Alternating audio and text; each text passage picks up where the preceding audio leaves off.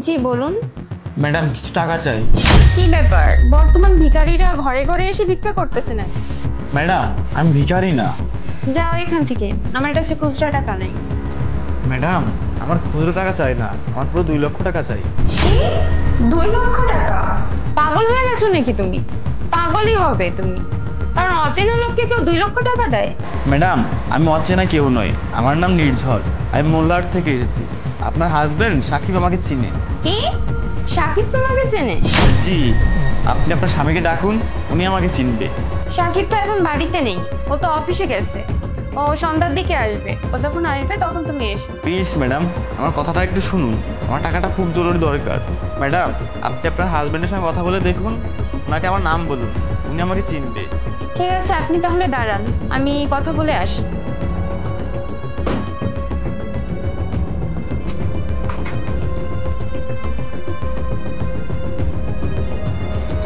হ্যাঁ প্রীতি বলো। হ্যালো সাকিব, আচ্ছা বাইরে না একটা ভিখারি আসছে, ও বলতেছে তুমি নাকি ওকে চেনো। হ্যাঁ আমার বন্ধু আসার কথা গ্রাম থেকে। তুমি একটা কাজ করো, তুমি ওকে ঘরে এনে বসতে দাও আর চা নাস্তার ব্যবস্থা করো, আমি এখনই আসতেছি।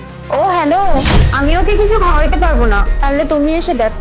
আরে প্রীতি কমসে কম ওকে ঘরে এনে তো বসতে দাও, আমি আসতেছি। ঠিক আছে, আসুন ভিতরে।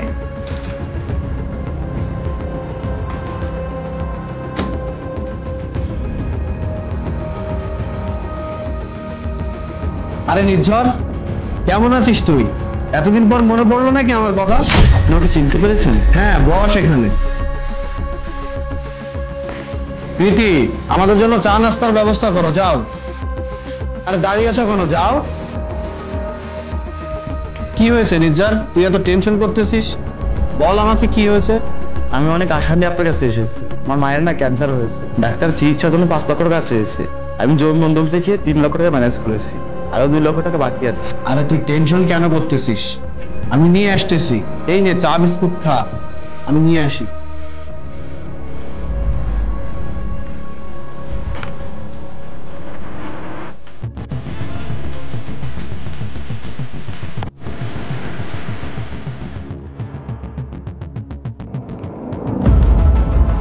আরে তুমি কি পাগল হয়ে গেছো নাকি?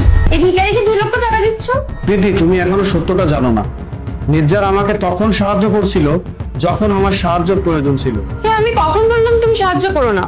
দিনে এত কেন দিচ্ছ? দিনে 5,000 দাও, বেশি হলে 10,000 দাও।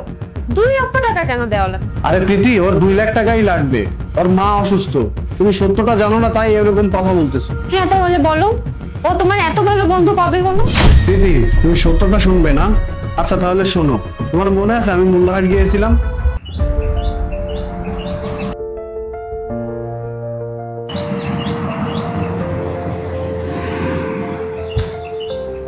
এ ভাই এদিকে আসেন। কি হয়েছে ভাই আপনার? অনেক টেনশন আছেন মনে হচ্ছে। ভাইয়া কারা যেন আমার সঙ্গে কি করেছে, আমার টাকা পয়সা মানিব্যাগ সব ছিনতাই করে নিয়ে গেছে। আমাকে যেন কি খাইয়েছিল আমার কিছু মনে নেই। আমি রাস্তার সাইডে পড়েছিলাম, হঠাৎ করে উঠে দেখি আমার কাছে কিছু নেই। সকাল থেকে কিছু খাইনি, অনেক ক্ষুধাও লেগেছে। আরে তুমি টেনশন করো না, এটা আমার মা বানিয়ে পাঠিয়েছে আমার জন্য। তুমি এখানে বসো আর এটা খাও।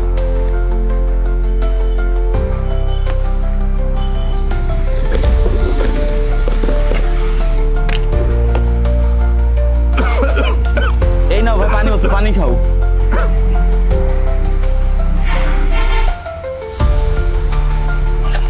ভাই আপনি কোথা থেকে এসেছেন? ভাইয়া আমি খুলনা থেকে এসেছি, বাড়িতে যাব, আমার কাছে সেই টাকাটাও নাই।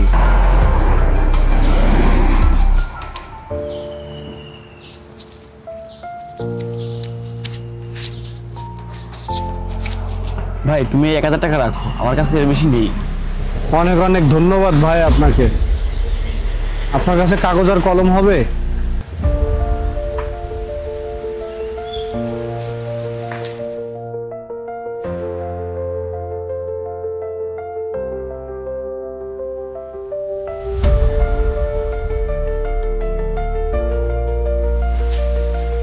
নেন ভাইয়া, এখানে আমার অ্যাড্রেস লেখা আছে। যদি আপনার কখনো কোনো সমস্যা হয়, কোনো বিপদে পড়েন, আপনি আমাকে মনে করেন, আপনি মনে করেন যে আপনার একটা বন্ধু আছে, তাহলে আমি এখন আসি ভাই। আপনি ভালো থাকেন। হ্যাঁ,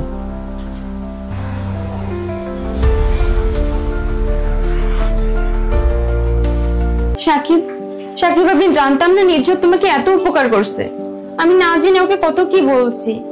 তুমি একটা কাজ করো, ওর যে টাকা লাগে তুমি ওকে দিয়ে দাও। হ্যাঁ,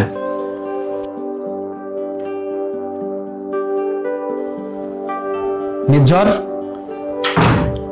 এই নাও 2 লাখ টাকা, আর এখানে 50,000 টাকা আছে, এটা রাখো, তোমার কাজে আসবে। আপনাকে অনেক অনেক ধন্যবাদ। আপনাকে দেখে মনে হচ্ছে এখনো পৃথিবীতে ভালো মানুষ বেঁচে আছে। আর মানুষ তো ভুলে যায়, কিন্তু আপনার এই উপকারের কথা আমি কোনোদিন ভুলবো না।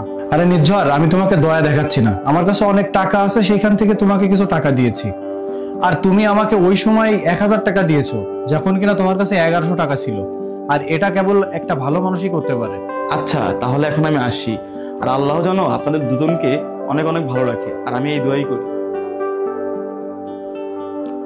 সাকিব, তুমি অনেক ভালো একটা কাজ করেছো।